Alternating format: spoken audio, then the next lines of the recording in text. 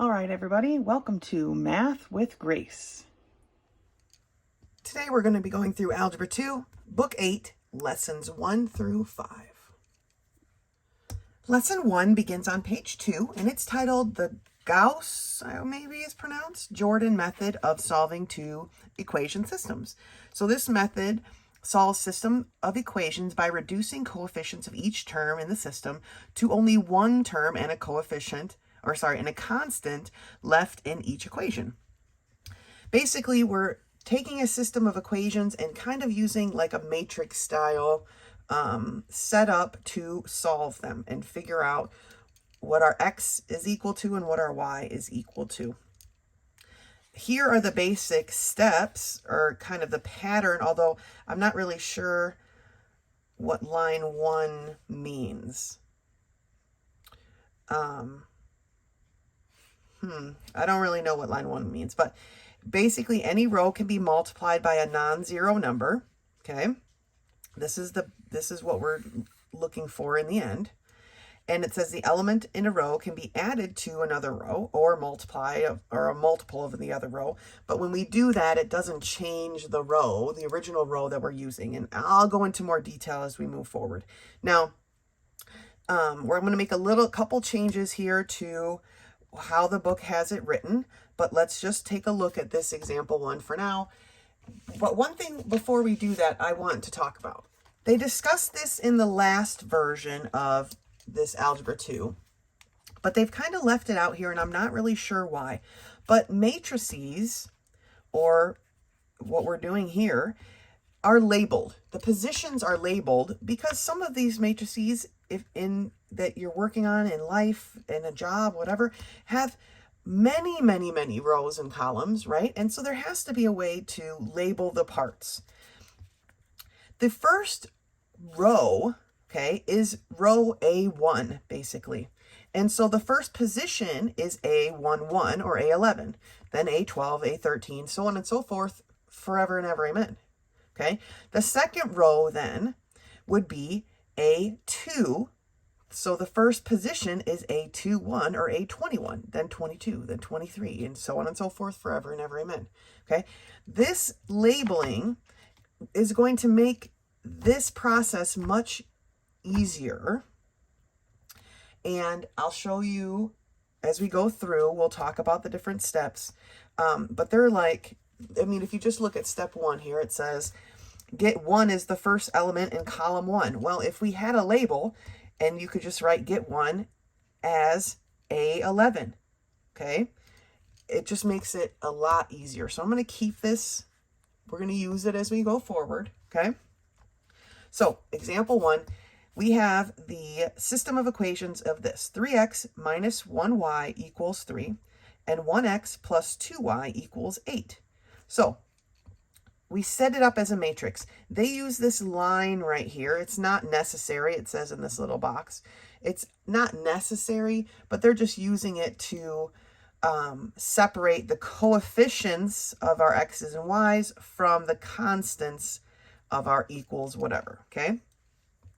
So they've written it here as a matrix. 3 minus 1, 3 in the first row, and 1, 2, and 8 in the second row, okay? So the first step in solving using this method is to get a 1 in the A11 slot, okay?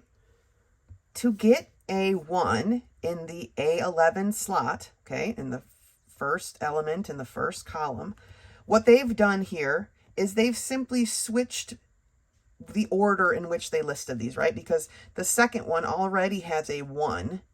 And so they've just switched it. So that's what their, any two rows can be swapped, okay? But when you're swapping, make sure you copy it correctly, okay? You're taking all of the pieces, not just the x, okay? Not just the coefficient of the x. You have to flip the whole thing. And that's fine. Not often will you be able to do that. Not always will there be a coefficient of 1 that you can just switch them out, okay? I don't feel like that's a trusted method. what we would normally, like I said, I don't agree necessarily with this example, but that's okay. We're going to go through the steps that are listed here, and then we're going to do, obviously, some together, and we'll follow a better procedure. Normally what you would do is you would multiply this first row by a constant that would make this a 1. So to make this a 1, you would multiply the first row by 1/3, okay? And then you wouldn't swap them. We wouldn't be doing that part, right? You would be multiplying by this 1/3. So the first row would become a 1, and then a negative 1/3, and a 1. Okay, and then this row would be the same. All right, but they swapped it because they can, because there is a 1 here, but that is definitely not always going to be the way this works. Okay, so let's continue on to step 2. So for step 2, we want to get a 0, and it says in row 2 of column 1, which is the A21 position. Okay, we want to get a 0 in the A21 position. It says here that this can be achieved by multiplying the first row by a -3, which makes it 0 when the result is added to the second row. So they're taking the first row and they're going to multiply it by a -3. This is the steps they're taking. -3 times the first row, then they're going to add the second row. So -3, we'll write it over here, times the first row. Remember, even though we're multiplying the first row by -3, we're not actually changing the first row. See, it stayed the same, okay? It's just a method of doing the work. So when we multiply it by -3, we get a -3, a -6, and a -24. And then we add the row 2. So they've done it right here, right? This is the one they multiplied, and then they're adding row 2. So 3 minus 24 is a -21. -1 minus 6 is a -7. 3 minus 3 is 0. So they've looked at, and it's very much split up, right? They're trying to get this 3 to be a 0. So they needed to make this number a -3, right? Because -3 plus 3 is 0. So we multiplied the first row by a -3, and then we were able to subtract these and get a 0. So now we rewrite it with our first row the same, because it didn't, we multiplied, but we didn't actually change it. We only multiplied to use it to manipulate the second row. And so here's what our new matrix looks like. So at the end of each of these steps, our matrix is slowly changing, okay? Now, I think that the book, we should be doing step 4. What they have here is step 4, and then step 3. But we're going to look through what they have here, just because this is how it's written, okay? And then, so that for their step 3, we want to get a 0 in row 1, column 2, okay? Or A12, row 1, column 2 is our A12, all right? So to get a 0, so row 1, column 2, our A12 right now is a 2. We're trying to make this a 0, okay?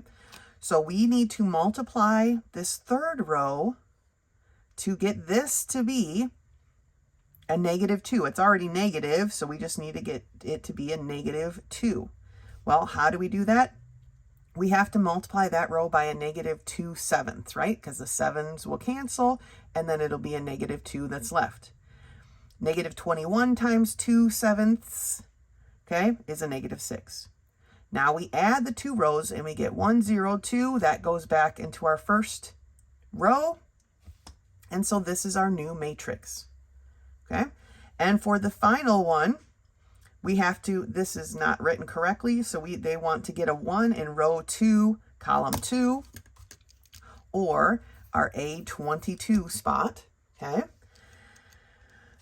Here is our row 2, column 2, A22 position is right now a -7. And we need this to be a +1. See the pattern? 1, 0, a number. 0, 1, a number. That's the pattern that we're looking for, okay? So this has to be a +1.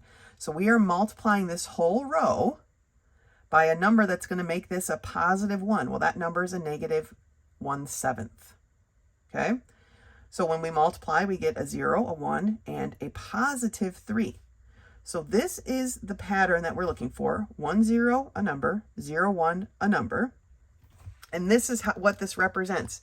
This row is our x value, and this row is our y value. So the place where those two original equations intersect each other is at 2, 3. And you may be thinking, wow, of all the ways that we have done to solve a system of equation, this is the craziest way. And you may be a little bit correct. But it is also, once you get the hang of it, it's pretty simple, okay? Not simple necessarily, but there's definitely a pattern, and it's kind of flows through. Now, I went ahead and made this cheat sheet here, and I switched their step 3 and 4. But these are the processes that we want to do. Step 1, we need A11 to be a 1. To do that, we're going to multiply row 1 by something to make this a 1, right? Step 2, we need to get A21 to be a 0. To do that, we're going to multiply row 1 and then add row 2. Step 3, we need A22 to equal a 1. To do that, we multiply row 2. And step 4, we need A12 to be a 0. So we multiply row 2 and then add it to row 1. That's what this cheat sheet represents. These are the steps that we're going to take. So let's turn the page and see what's next. So we are in Algebra 2, Book 8, Lesson 1, page 4. Turning the page just led us into these problems that we are going to work through. Here is my numbering chart, and here is my pattern, okay? So this is my system of equations. X minus 2y equals 1.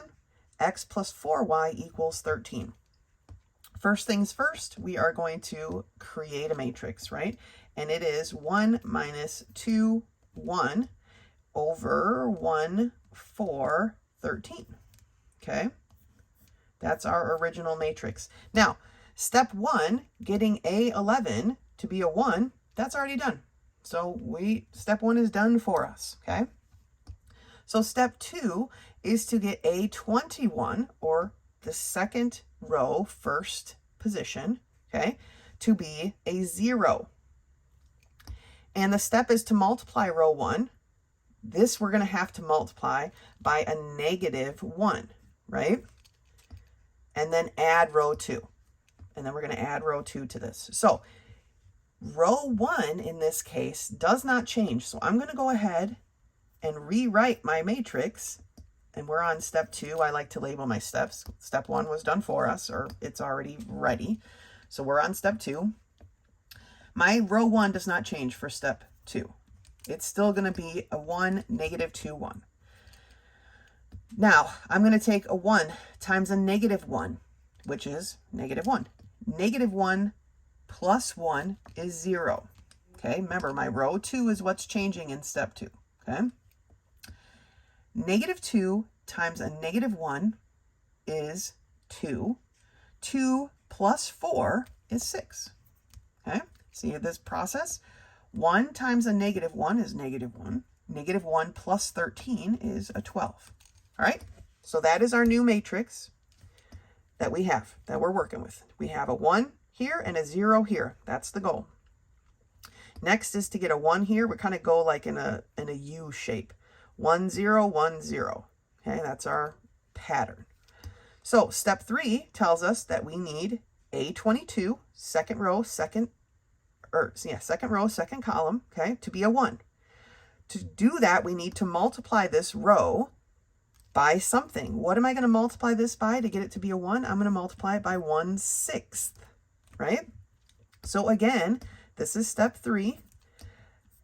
My row 1 does not change, so it's still 1, negative 2, 1, okay? But now I'm multiplying this row by a 1/6. 0 times 1/6 is 0, so that stays the same. 6 times 1/6 is 1. That was our goal, right? 12 times 1/6 is a 2. That's our new matrix now, going into step 4, okay? Step 4, we want to get A12 first row, second column to be a 0. To do that, we have to multiply row 2 and then add it to row 1. So I'm multiplying row 2. To get this to be a 0, I need this to be a 2. So I'm going to multiply this row by 2. So this is step 4. And when we're done, our matrix will be done. Row 2 is not changing this time, so I'm just going to go ahead and copy it over. But 0 times 2 is 0, plus 1 is 1. We don't want this to change, right? We want that to be a 1, so this has to be the 0 first.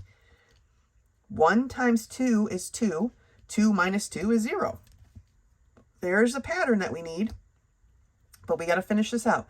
2 times 2 is 4. 4 plus 1 is 5. So our solve is this. Remember, this is my x's, this is my y's. The place where these two lines intersect is at 5, 2.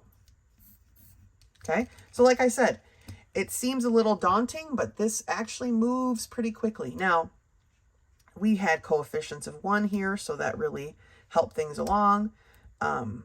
It's not always going to be that way. Let's just be honest, right? But that was a pretty basic problem. So I'm going to move my little chart over. Hopefully you've finished with that one. Move my little cheat sheet over. And let's take a look at problem 2. So for problem 2, we have 2x minus 3y equals a negative 18. And 3x plus y equals a negative 5. Okay, so I'm going to set up my matrix is 2, negative 3, negative 18, and 3, 1, negative 5.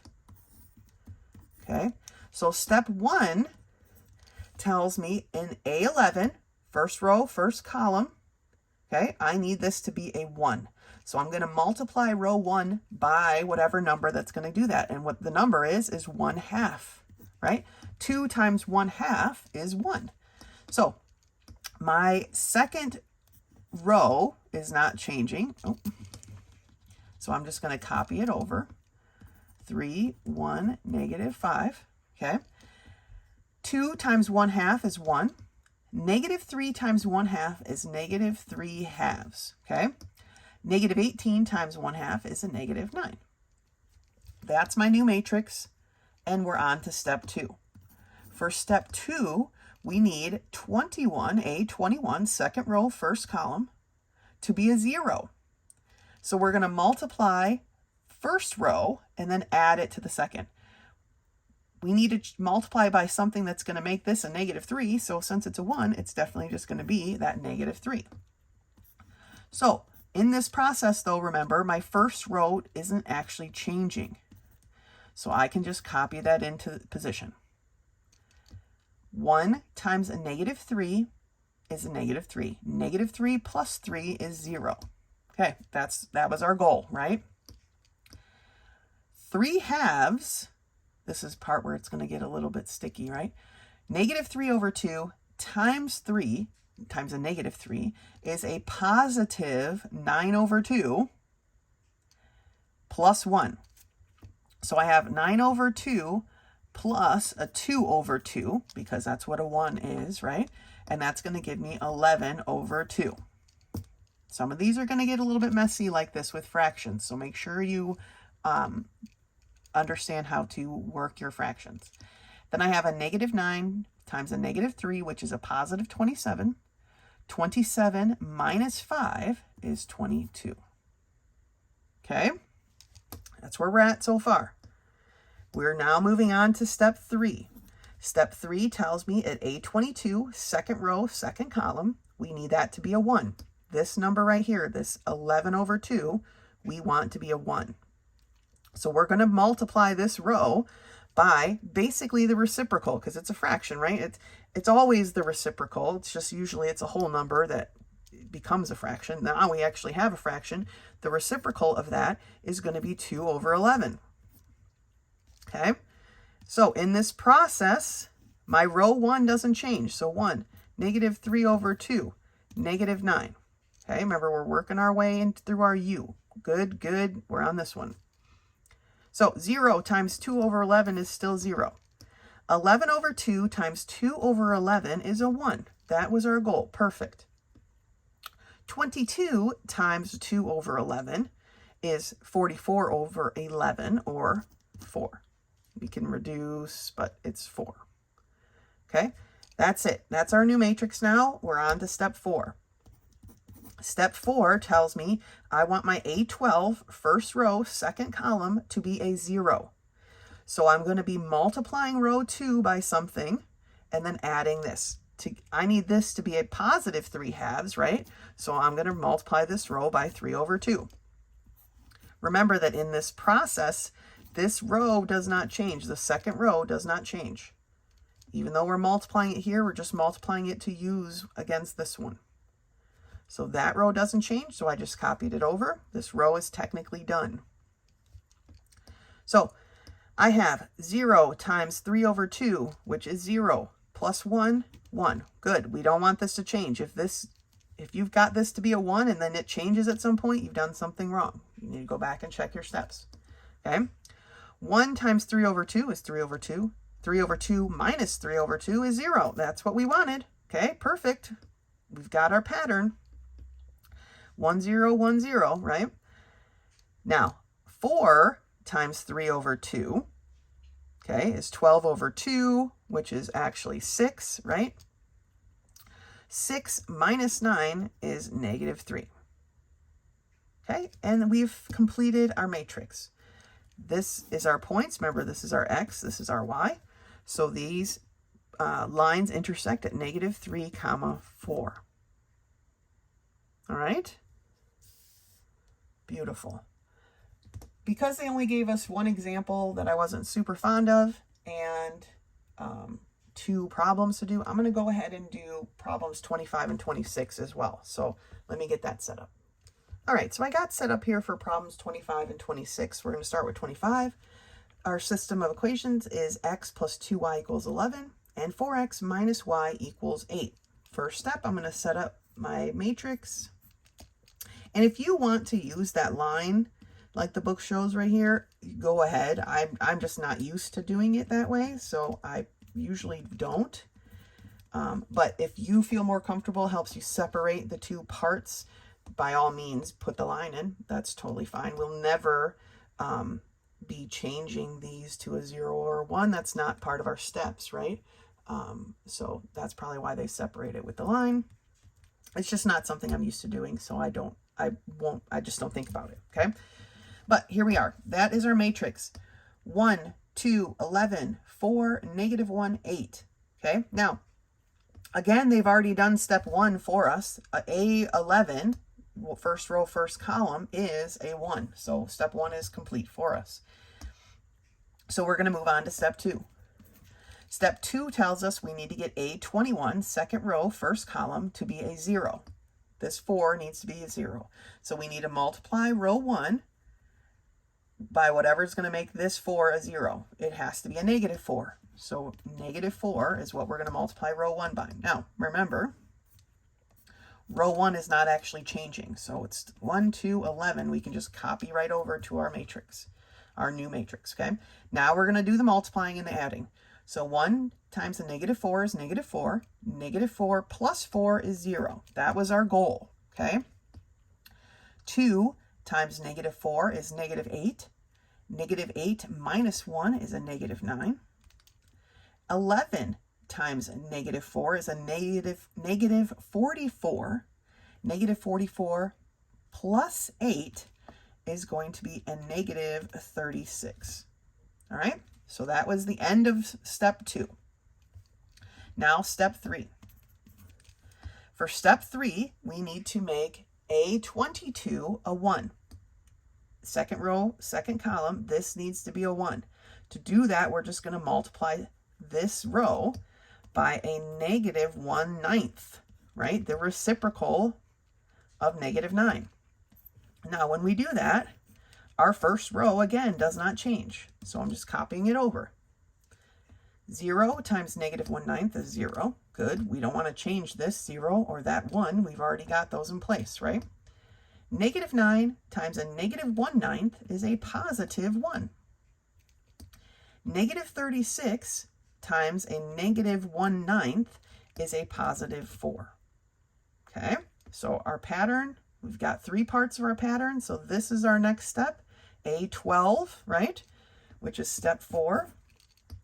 A12 we want to be a 0. So we're going to multiply row 2 by whatever to make this the opposite of itself, right? So it's going to be a -2, and then add it to row 1. When we do this step, our row 2 does not change. Our row 2 is finished. We are done with row 2, okay? So it stays the same. So 0 times a -2 is 0. 0 plus 1 is 1. Good. If that ends up being altered somehow, we've done something wrong. Okay. 1 times -2 is -2. -2 plus 2 is 0. Good. We've got our pattern, right? 1, 0, 1, 0. Good. Now, 4 times -2 is -8. -8 plus 11 is a +3. This is our x. This is our y. Our point of intersection is 3, 4. It's the solution for this system. Okay? See, I mean, it seems complicated, but the steps kind of fall together pretty well. When you deal with the weird fraction ones, improper fractions, it can be kind of a pain, but, you know, we're big people. We can handle it, right? We're big kids. All right, 26. 2x minus 5y equals -9.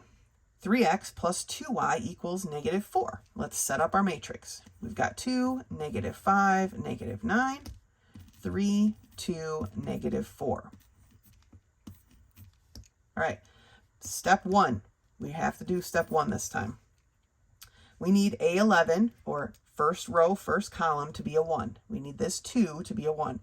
We're going to multiply this row by whatever we need to make this 2 into a 1, and that's 1/2. Okay?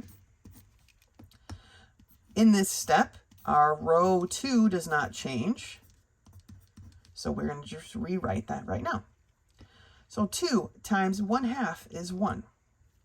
-5 times 1/2 is a -5/2, and -9 times 1/2 is a -9/2. Okay, 9/2. That's it. We're done with step 1. That was our goal, to get this to be a 1, and we're there. Step 2. A21, second row, first column, needs to be a 0. This needs to be a 0. So we're multiplying the first row and then adding this. So we need to multiply this first row by a -3, right? Oh, we're on step 2. So I'm going to reset up my matrix. Remember, row 1 isn't actually changing, so I can go ahead and copy it here, like that. 1 times -3 is -3. -3 plus 3 is 0. Okay? -5/2, this is where it gets a little tricky, but, you know, we're good with fractions. -5/2 times a -3 is a positive, and I usually like to write it here, 15/2. Okay, 15/2 plus 2, which would be 4/2, right, is 19/2. Yikes. Okay, but that's all right. We're just going to keep doing the work, and it'll come together. All right. -9/2 times 3 is 27/2, positive, because it's a negative times a negative. -4. Well, 4/2 is technically 4 turned into, with a denominator of 2, is going to be 8/2. Okay, that's the equivalent fraction. So 27/2 minus 8/2 is 19/2. It's interesting that these are the same. Let me check my math. Yeah, that's right. Okay, so there's our new matrix. It's looking a little messy, but we're going to keep trudging through. Step 3, A22 needs to equal 1. Second row, second column, this needs to be a 1. We're going to multiply row 2 by whatever we need to get this to be a 1. Well, what we need to multiply it by is that reciprocal, or 2/19. Good thing these are the same, because it's going to work out nice, all right? When we do this step, our row 1 doesn't change. So I'm just going to rewrite that. 0 times 2/19 is still 0. 19/2 times 2/19 is 1. And 19 over 2 times 2 over 19 is 1. Okay. Our pattern is coming together. 1, 0, 1. Now we're on this one. Needs to be a 0, right? Step 4. A12, first row, second column needs to be a 0. We're going to multiply row 2 and then add it to row 1. So we're going to multiply this by 5 over 2 because that'll get me to subtract and make that a 0, right? So rewriting my matrix, remember our row 2 does not change in this step because it's complete. So 0 times 5 over 2 is 0. 0 plus 1 is 1. 1 times 5 over 2 is 5 over 2. 5 over 2 minus 5 over 2 is 0. That was our goal. Beautiful. 1 times 5 over 2 is 5 over 2 minus 9 over 2. So 5 over 2 minus 9 over 2 is a negative 4 over 2, or negative 2. Okay, remember this is our x. This is our y. Our solution is negative 2 comma 1. Done. All right. So matrices, using a matrices to solve these, the Gauss-Jordan method, if that's how you say that, I think, but I'm not sure. This is the pattern that you need to remember, okay? It helps to use these numbers because then you can identify where in the matrix that we actually are, rather than keep saying row whatever, time whatever, you know, it helps set up a neater pattern, okay? That's it for lesson 1. Go ahead and finish the remember and or the review section and meet me back here for lesson 2. Lesson 2 begins on page 6 and it's titled Arithmetic Series. We've been dealing with sequences up until now, but today we're going to talk about a series. And it says here that a series is the sum, remember that means adding, of all the terms up to a certain point in a sequence. Okay? The sequence looks like this. The related series looks like this. Okay? It says here that calculating the sum for an infinite arithmetic series is impossible because the terms go on and on forever. Amen. The symbol that they use for such a sum is a capital S with a subscript representing the number of terms to be added. A lot of times on calculators and stuff, it looks like this. Summation, that means you add things together, okay? But this is how they're going to represent it in the book, S with the subscript. So they want the sum of the first 5 terms in this sequence or series, and that's what it would look like, okay? It says to add a large number of terms requires using a pair of formulas. Now, the first formula we've already used, right? It's the formula for finding the explicit equation, right? So we have already used that one. The new one is this one here. So S to the n is going to be n over 2 times the quantity of the first position plus whatever that nth position's value is, okay? And it says, see the next page for the derivation, and that's over here. It just tells you how they came up with that formula. But let's take a look at example 1. It says, given this series, find S sub 10, so the sum up to the 10th term. Okay, so they found that the difference here between these numbers in the sequence is 7. Once they found their difference, they used the explicit formula calculation and didn't quite figure out what the explicit formula is, and that's fine because they know they want the 10th position. So they just put that in here and found out the value of the 10th position is 67. Now that they have the value of the 10th position, they can use this new formula, which is S to the 10th position, right, is going to be 10 divided by 2 times the quantity A sub 1, which is the first position, plus A sub n, or A sub the 10th position, because that's what we're looking for. And they got that the sum of those would be 355. All right, so we're using 2 formulas here. The first one we are familiar with. The second one is new, but nothing we can't handle. We're just substituting in the data that we were given, right? So let's take a look at example 2.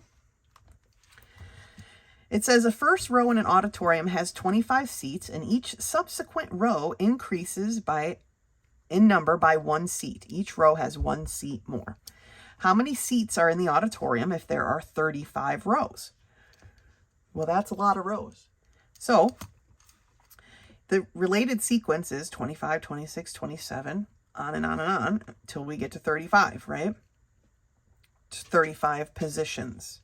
So the difference, the common difference is a 1. Easy enough. We're going to put it into our formula, except in the n place, we're putting 35 because that's how many rows there are. So 25 plus 35 minus 1 times 1 is 59. So the value of the 35th position is 59. There are 59 seats in the 35th row, okay, if that makes sense. Now we're going to use that data in this new equation. We know our n is 35 because that's the number of rows, right, that we're finding the sum of. So 35 divided by 2 times the quantity a sub 1, our first row has 25 seats, plus a sub n, our 35th row, has 59 seats. So there is a total of 1,470 seats in this auditorium. Okay? All right, let's turn the page and do some of these together. Since this starts out with a couple of story problems, I'm just going to put my scratch paper over the book for now. Number 1 says, determine the sum of the first 75 counting numbers, 0 is not included. Okay, so my a sub 1 is equal to 1, right? My a sub n, which is the one that we're looking for, is equal to 75. That's the first 75 counting numbers, okay? What is the value of the 75th number? Well, it's 75, so we don't really need to do this part of the equation, right? So jumping right to our new formula, the sum up to 75 is going to be 75 divided by 2 times 1 plus 75. Okay? 75 divided by 2, I'm just going to grab my calculator here, gives us 37.5 times 76, right? 1 plus 75. So our answer is 2,850, okay? That's the sum of the first 75 counting numbers. All right, let's take a look at number 2. It says a grocer stacks cans beginning with 15 cans on the bottom row and stacking 1 less each time, okay? How many cans are in the stack when it is 7 rows high? Okay, now we're definitely going to need to figure out this part. So my a sub 1 is still 15. We were given that much.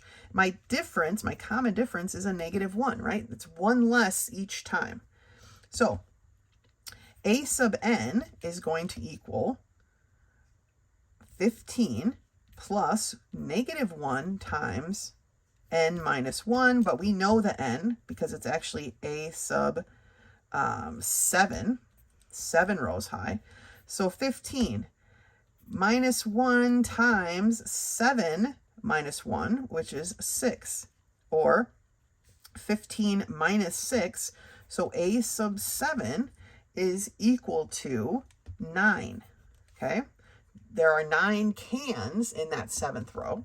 Now, how many cans are there all together? Well, we're going to do a sum of the 7 rows, right?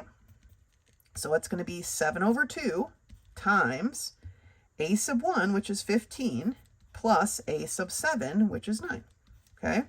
So 7 divided by 2 equals 3.5 times 15 plus 9, which is 24.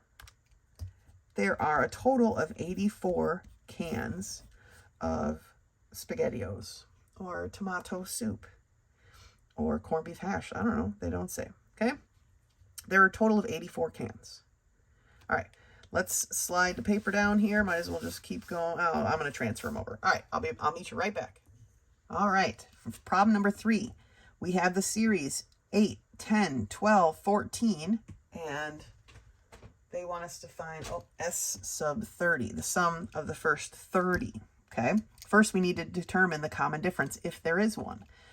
10 minus 8 is 2. 12 minus 10 is 2. 14 minus 12 is 2. My difference is 2. Okay, my a sub 1 is 8. That's what we know so far. We need to find our a sub 30, right? So a sub 30 is going to equal a sub 1, which is 8, plus our difference times 30 minus 1, right?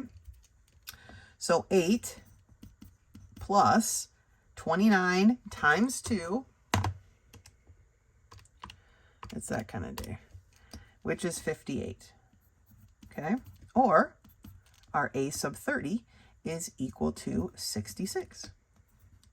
All right, so now we have our a sub 30, our a sub 1, and our difference. We don't even need the difference for this other formula, right? So let's figure out our s sub 30. Our s sub 30 is going to be 30 divided by 2 times a sub 1, which is 8, plus a sub 30, which is 66. So 15, because that's what 30 divided by 2 is, 15 times, what is that, 74, okay? 15 times 74 is 1,110. All right, so adding all together, 1,110. Let's look at number 4. They give us our a sub 1 of 50. Our common difference is a -3, and we are going to our sum of n sub 15, right? Or a sub 15. So we need to figure out what is the value of our a sub 15. So a sub 15 is going to equal a sub 1, which is 50, plus, or whatever, our d is a -3, times 15 minus 1. So 15 minus 1 is 14. 14 times 3 is a -42, because it's a -3, right? So 50 minus 42 gives me an 8. So my a sub 15 is equal to 8.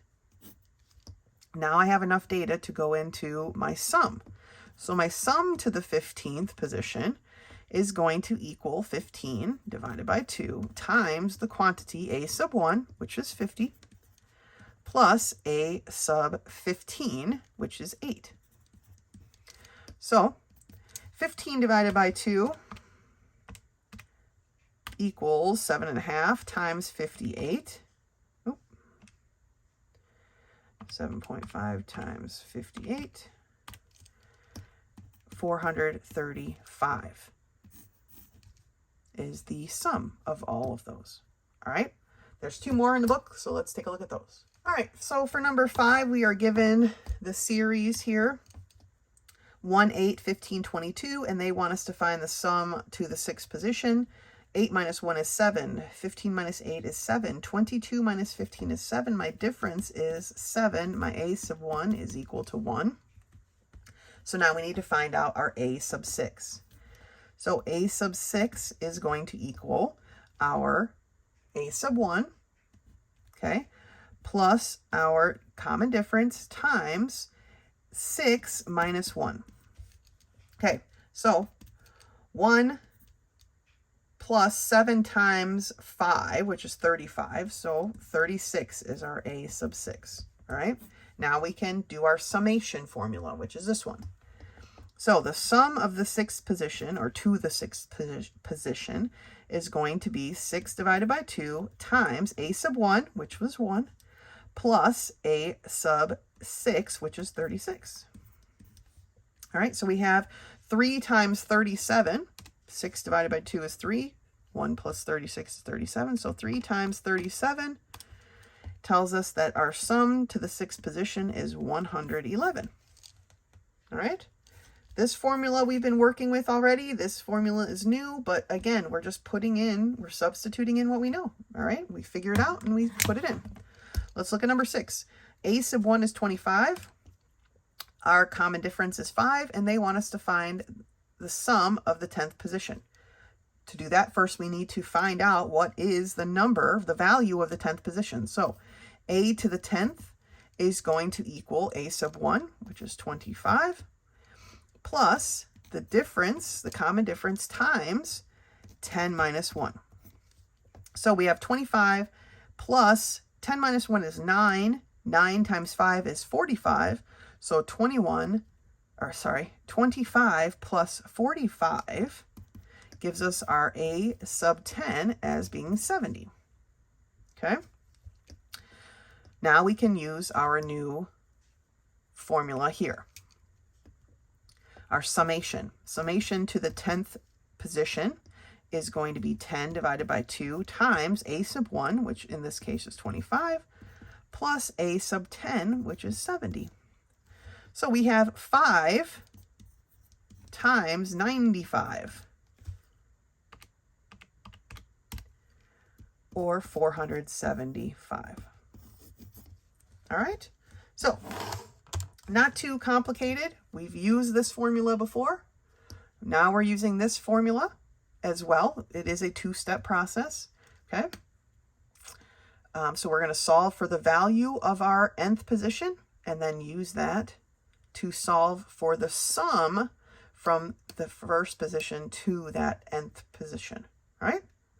That's it for lesson 2. Good job. Go ahead and finish the review section and meet me back here for lesson 3. Lesson 3 begins on page 10, and it's titled Graphing a Sine Function. So it says every angle has a sine ratio associated with it. 30-degree angle is pi over 6 radians, and it has a sine ratio of 1/2 because the opposite of this particular angle is half the length of the side adjacent to the angle, okay? So opposite over adjacent, what does that remind us of? It's the tangent, right? So when they're talking about a sine ratio, it's like representative of what a tangent would be. It says a trigonometric function is a function that matches every angle with a specific trigonometric ratio. And they have a list here, pretty comprehensive list. There's probably a couple, like 45 degrees I would put on here, but that's fine. So what I did for you and what I suggest that you do is write down the angle measurements. So pi over 6 is 30 degrees. I just kind of wrote it next to it. Pi over 2 is 90 degrees. 5 pi over 6, 150 degrees. Pi, we already know, is 180 degrees. 7 pi over 6 equals 210 degrees. 3 pi over 2 is 270 degrees. 11 pi over 6, 330 degrees. And 2 pi would be 360 degrees, okay?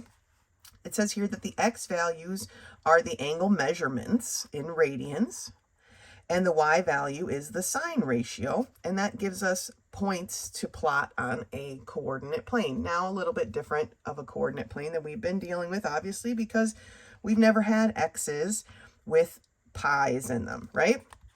But let's take a look here, and this is why earlier when we started turning things into radians, I said that I no longer wanted you, I didn't want to see a decimal answer, right? I wanted you to just reduce the fraction, leave pi as pi because of this, right? This is, here we are, and this is what radians really look like, especially when we want to graph them. It says this pattern continues indefinitely. So here is the sine wave, right? This pattern here, and it continues indefinitely in negative and positive directions. The domain of the function there, the x values, range from, is all real numbers. The x value will go on and on forever, amen, right? The domain is forever. But the range of the function, the range, is +1 and -1. Because the y value will never be greater than 1, and the x value or the y value will never be less than 1. But that's just for y equals sine of x. Of course, we can manipulate them, and we'll look at that in a minute. But for y equals the sine of x, this is what the plot looks like, okay? This is what the graph looks like, this beautiful sine wave, and it just keeps going forever and ever and ever, all right? It says here the trigonometric functions are periodic functions, which means their pattern or cycle repeats themselves indefinitely. the period of a function is the horizontal distance required to complete one cycle. You can see it marked here, okay? A period for a sine wave for y equals the sine of x is 2 pi. Every 2 pi radians, it starts over and repeats itself, okay? Every 2 pi radians, it repeats itself. That's the period of y equals the sine of x, okay? Moving up to the top of page 11. I'm going to try to keep the graph on here as best I can. It says, the amplitude of the sine function is half the distance between the maximum and the minimum values, okay? So half the distance between 1 and -1. Now you might be thinking, oh, 0. No. The distance between 1 and -1 is 2, right? Because distances are never negative. We can't go -50 feet, right? So the distance between 1 and -1 is 2. So the amplitude of this y equals the sine of x is 1, okay? Really, you could think of it as how far away from the x-axis is the peak, and it's one distance away, and that's how you can decide the amplitude. The graph of the sine function is also called a sine wave or a sinusoid. Sound waves, ocean waves, light waves can all be described using the sine wave. Now it says, notice that dividing the period of the function into 4 equal sections yields the points for the maximum, minimum y values and the x-intercepts. So x-intercept, 0, 0. Maximum, we're following along this list here. Let me see if I can point to both at the same time. Pi over 2, comma 1. X-intercept, pi, comma 0. Minimum, 3 pi over 2, comma -1. X-intercept is 2 pi, comma 0. Now, when you're graphing a sine wave, these points are what's important to me. These ones that are like halfway, I don't really care that much about. We're going to plot 1, 2, 3, 4, 5 points and be good, okay? We want the maximum, the minimum, and our x-intercepts. Those are the important points, okay? Now, that has all been about y equals the sine of x, but every function, we've always learned, can be transformed, okay? And so the general form of the sine function is y equals a sine bx, okay? So in this formula, a is the amplitude of the function. So this number before the sine, before the word sine, will be the amplitude. In this case, the number is that invisible 1, right? And that's why our amplitude was 1. But in this case here, we have y equals 2 sine of x. Now, the period is the same, still 2 pi long, except now my amplitude is at 2. That tells me my high and my low are going to change. The places where I cross the x-axis don't change, but my amplitude is going to change, and so it stretches it out.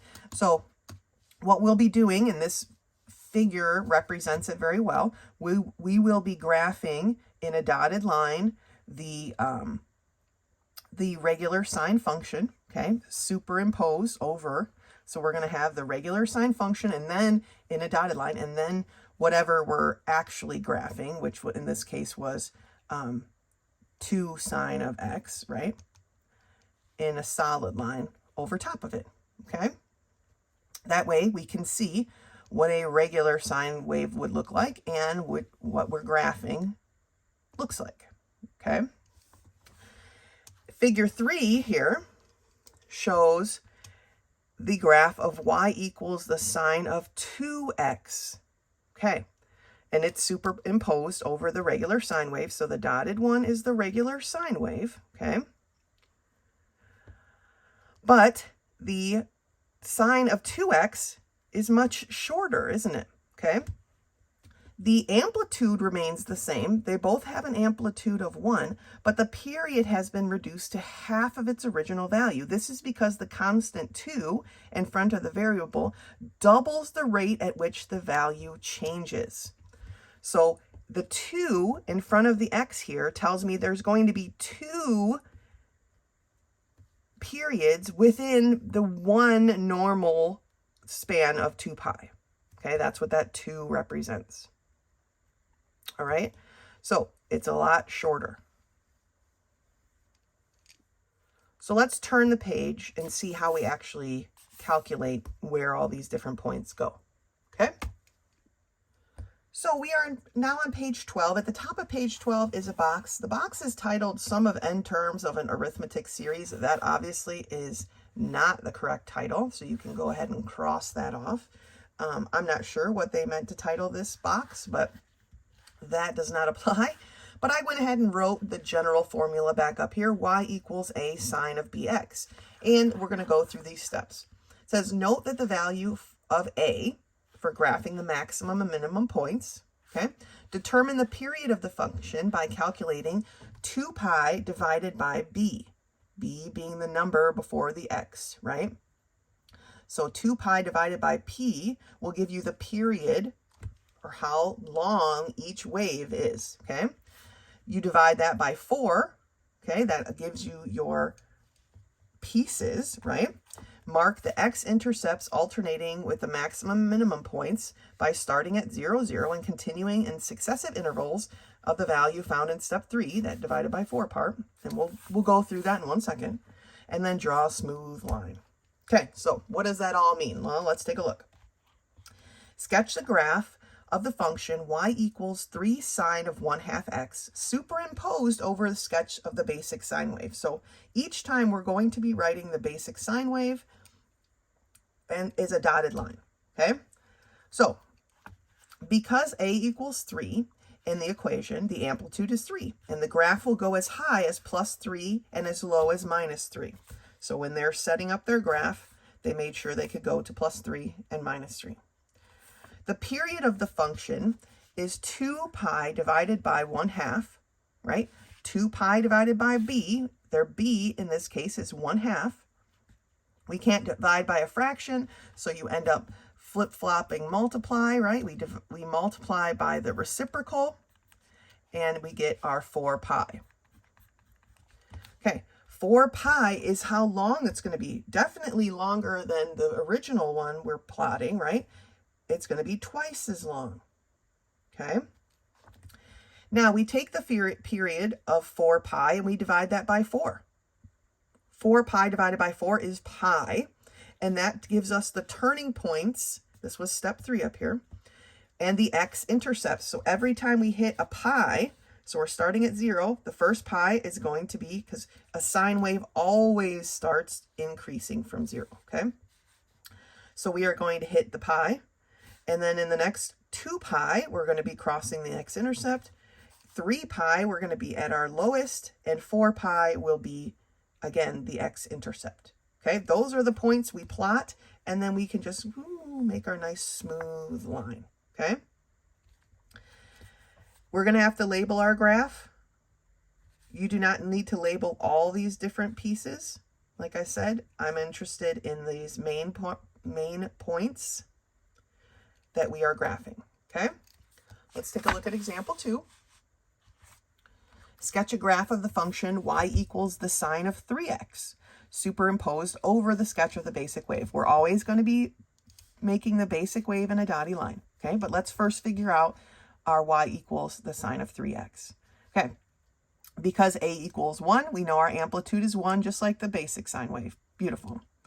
The period of the function is 2 pi divided by 3, okay? 2 pi divided by 3. That's just what the period is. That's how long it's going to be. It's going to be 1/3 of the regular length. Now, I have some special graphs here that I will be photocopying and handing out in class. They are already set up pretty nicely. This one starts at 0 here and goes pretty far. It goes all the way to 4 pi. And it has all the different pieces. So I will be giving you guys copies of these, and then you will need to make copies to use for your homework or tests or quizzes or whatever, okay? But I will be handing out copies of those on Friday, all right? Because those list, right? I don't know if you noticed both of these. We'll look at this one because it's a bit smaller. There's my 2 pi over 3.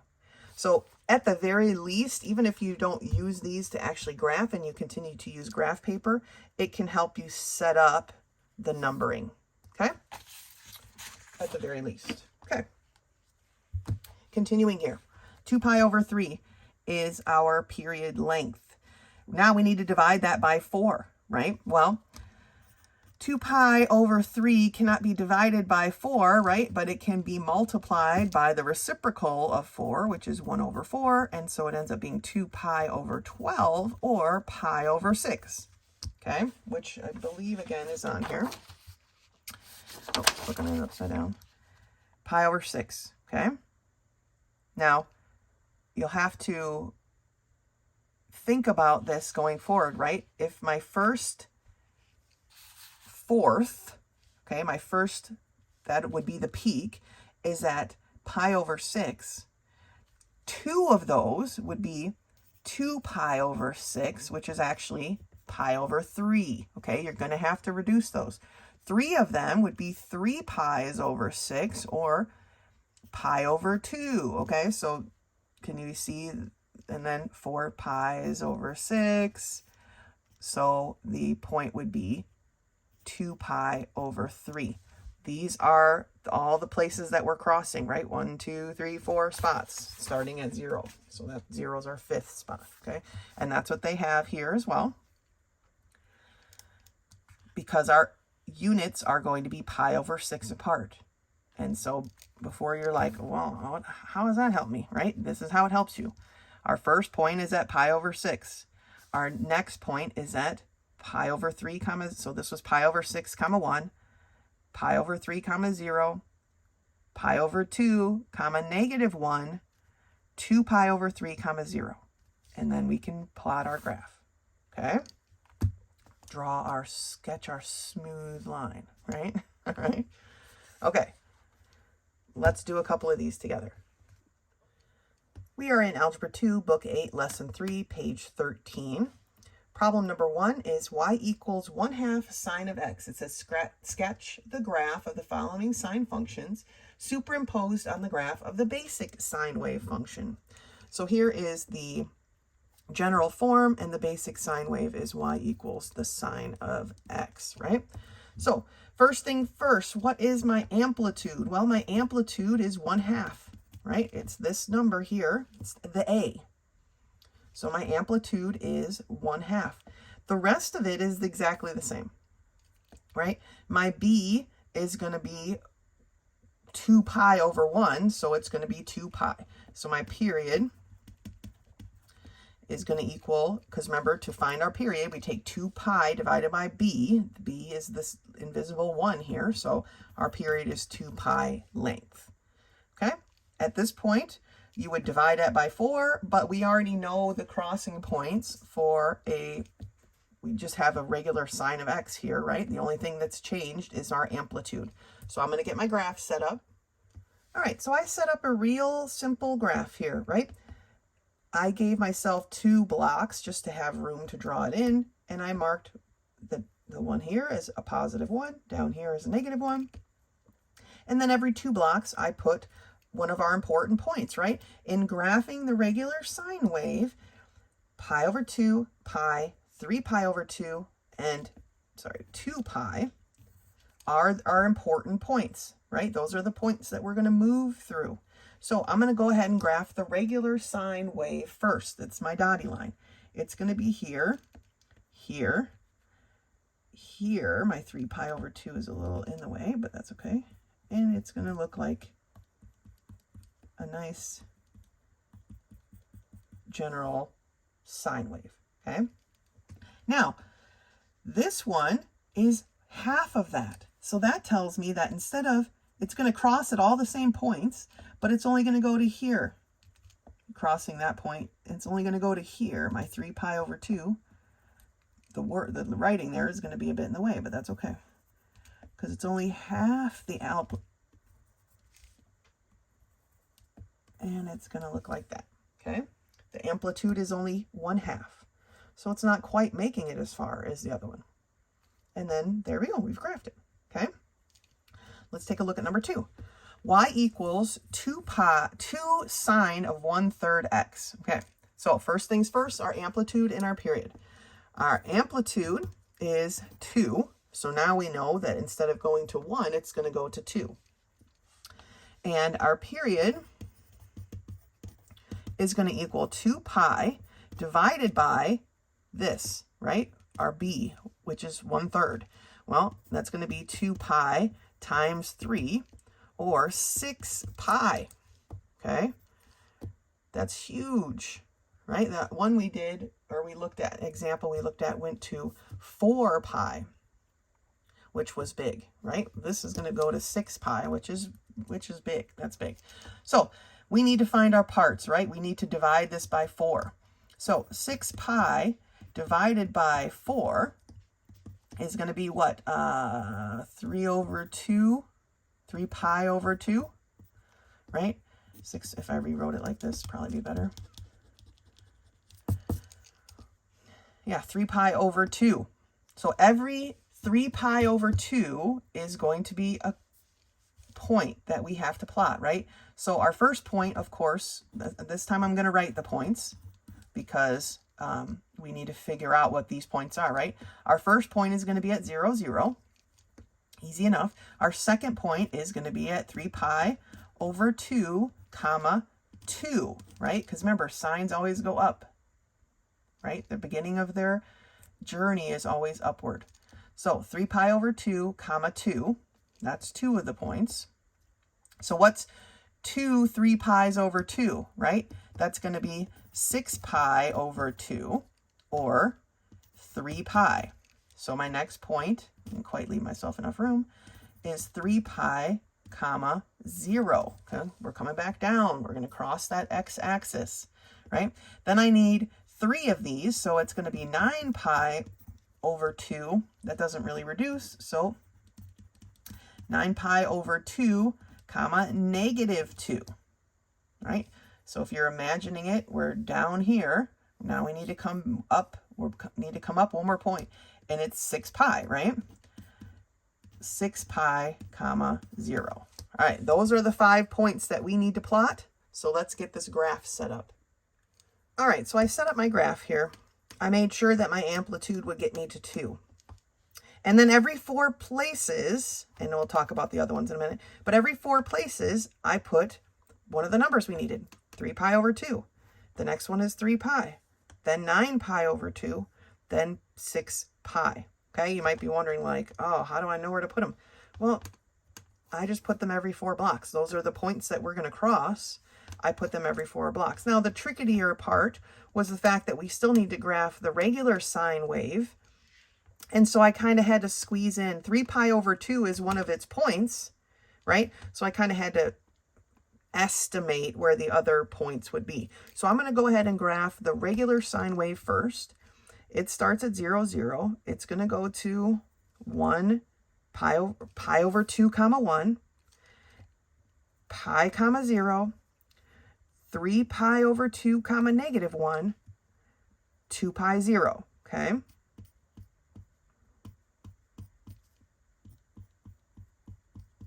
So that's the regular sine wave. Now let's graph our points. Starting at 0, 0. 3 pi over 2, comma 2 is the next point. 3 pi 0. 9 pi over 2, comma negative 2. 6 pi 0. Okay, so this one's a solid line.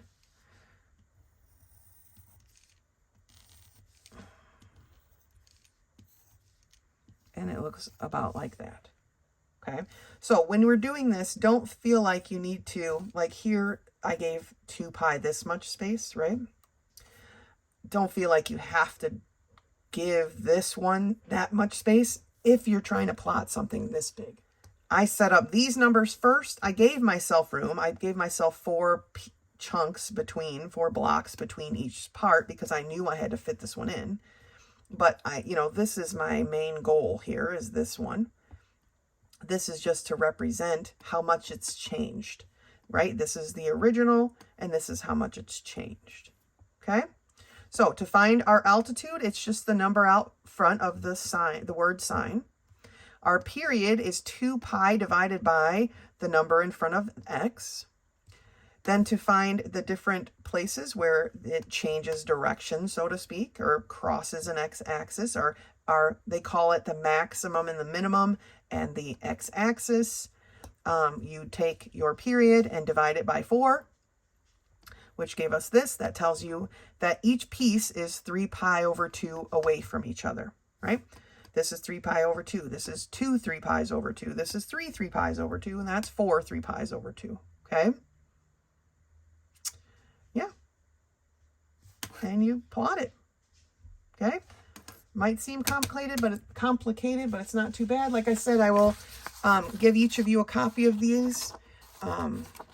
If for those of you who are not in my class but still watch this and you want these, I found these on a teacher website. I had to pay a couple dollars for each one. Okay? But they're out there. That's it for the lesson part of lesson 3. Good job. Go ahead and finish the review and meet me back here for lesson 4. Lesson 4 begins on page 15, and it's titled Common and Natural Logarithms. Now, there are 2 pages of words we're going to go through, but the process of this is extremely simple, and it's all done on your calculator. So, we're just going to read through this stuff just so we have an idea of what they're talking about, right? The formal definition of a logarithm is as follows. We talked about that last week, right? Y equals log b, log base b of x, if and only if b to the y equals x, right? The most commonly used bases are the base 10, right? When we see log written without anything there, without a base written, it's always base 10. And this time we're also going to be talking about the irrational number e. Okay, so there's 2 commonly used bases, 10 and e. Logs to the base 10 are called common logarithms, and they look like this.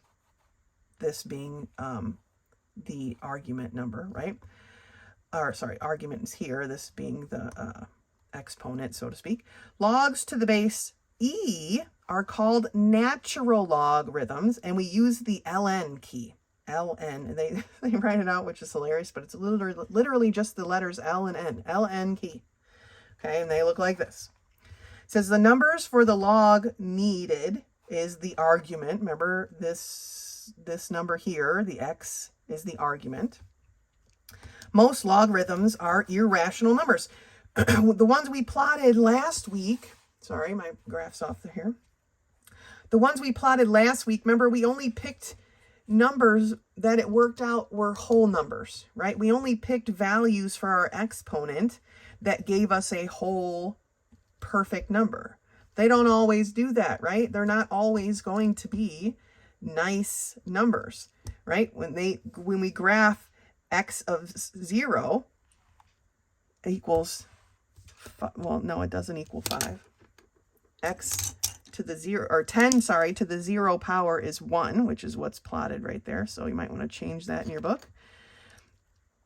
And then they're like, well, x to what number equals 5? Because we plotted last week 10 to the 0 power and 10 to the 1 power, right? Because we knew 10 to the 1 power was 10. But what about all these numbers in between?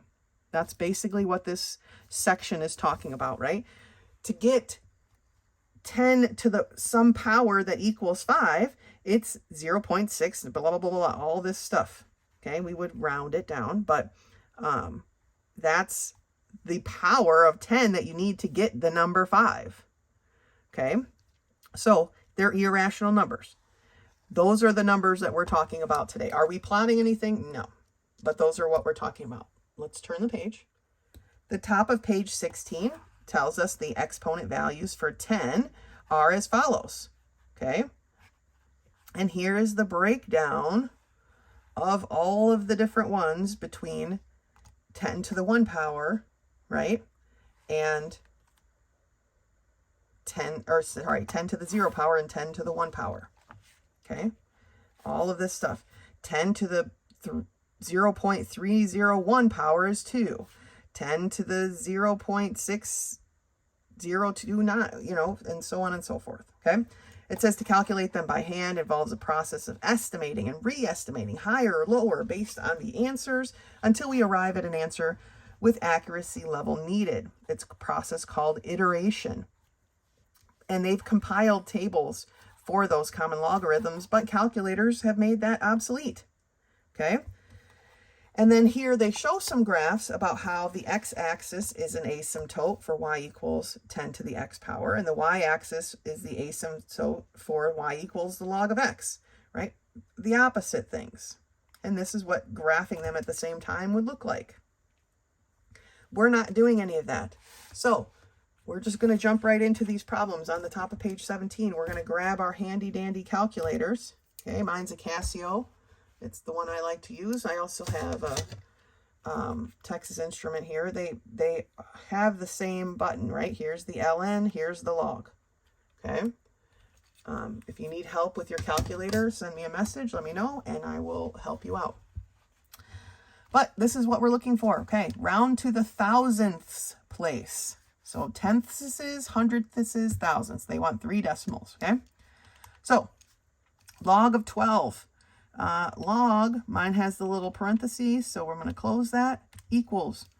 So it's 0.79. That's it. Okay, this is the work. Piece of cake. ln. So now that's the first time we've used that button in class. So here's the ln button. It's going to, on my calculator, pops up exactly the same. We're going to put an 8 in it and hit equals. ln is 2.079. Okay. These are the natural numbers, right? The log base 10 are the common. The ln's are the natural. So the next one is log of 15. So log 15, close parentheses, equal 1.176. ln of 2 is 0.693. Log of 100, 2, which we should have known, right? Log 10 to the second power is 100. So what is the ln of 100? Well, let's see. Or sorry, ln of 10. 2.302, but we're going to round it based on a 5, so it becomes a 3. That was the only one we had to round up, okay? But that's it. That's all they're looking for with these problems. That's all that we'll be looking for on a test or a quiz. It's just calculated work. It's very, very simple. I'm sure we'll get into some things more complicated moving forward, but for now, that's what we got. All right, so that's it for lesson 4. Lesson 5 is the quiz. As always, if you have any questions, please do not hesitate to contact me. Otherwise, until next time.